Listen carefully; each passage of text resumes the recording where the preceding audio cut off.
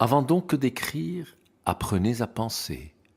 Ce que l'on conçoit bien s'énonce clairement et les mots pour le dire arrivent aisément. Première satire, 1666.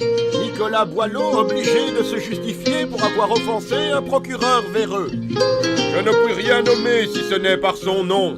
J'appelle un chat et Rollet un fripon. Bien sûr, il y a le mal de dos et le mal de tête. Mais la perte du langage, c'est aussi le mal du siècle. Appeler les choses par leur nom, être franc et direct. Aujourd'hui, les gens sont rares pour aligner de phrases correctes. Le politiquement correct à tout va me rend malade. On m'impose des circonvolutions langagières intenables. On a de plus en plus de mal à communiquer au final. Quand j'appelle un chat, ça me semble raisonnable. Sans détour, faut dire les choses comme elles sont. Les nouveaux mots inventés pour déformer la vérité. Sans détour, faut dire les choses comme elles sont. Le parler châtier, ça fait chier, y a pas à tortiller. Sans détour, faut dire les choses comme elles viennent.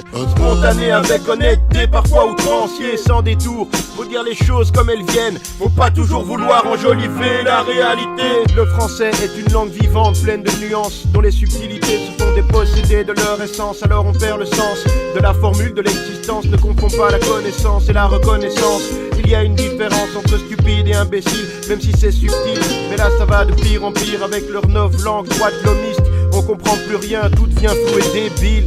Flou et débile. Maintenant l'aveugle est malvoyant, les sourds et malentendants, les gros sont corpulents et les obèses encore plus lents. Les clochards sont sans domicile fixe et plus des mendiants, crétins ou mal comprenants, le camp très mal apprenant. De handicapés à mobilité réduite, la farce, la femme de ménage devient technicienne de surface. Le noir, une personne de couleur issue de l'immigration. Et pour les chatons, c'est félin de compagnie, pardon. Donc on a remplacé les exploités par des exclus. Sans papier, sans voix, sans droit, sans parole, sans domicile. Il n'y a plus d'exploités. Pourquoi? Parce que les exploités supposent la présence d'exploiteurs. Et si on parle d'exploiteurs, on revient à la lutte des classes. Évidemment, une substitution tout à fait intéressante pour le maintien de l'ordre, parce que des exclus, il n'y a pas d'exclueurs, ça n'existe pas. Donc les exclus, c'est leur faute. Ils n'ont qu'à s'en prendre à eux-mêmes.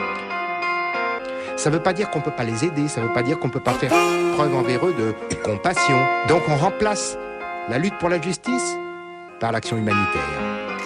Il s'appelle démocratie, le système dans lequel on vit. Je ne vois que l'extrémisme du capitalisme. C'est toujours les mêmes financiers industriels qui dirigent, qui financent nos maîtres. Et pour moi l'euro c'est du fascisme. Montrer du doigt les responsables c'est indispensable. La liberté d'expression n'est pas discutable.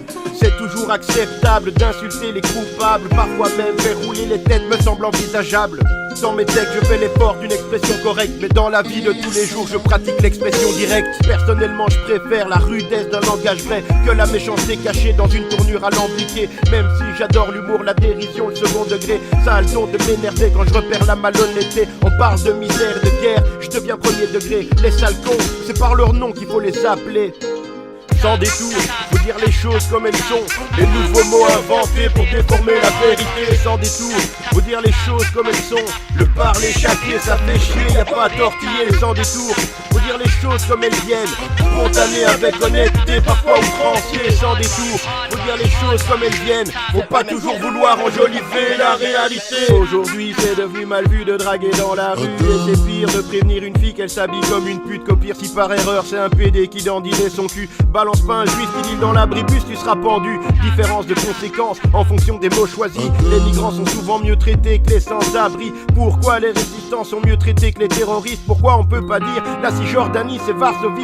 J'y peux rien si les crétins veulent plus apprendre à lire. J'y peux rien si les imbéciles veulent plus jamais écrire. C'est pas ma faute si ça manque d'école en Afrique. C'est pas pour moi que leur pays est une énorme pompe à fric. Le rôle d'un écrivain c'est d'appeler un chat.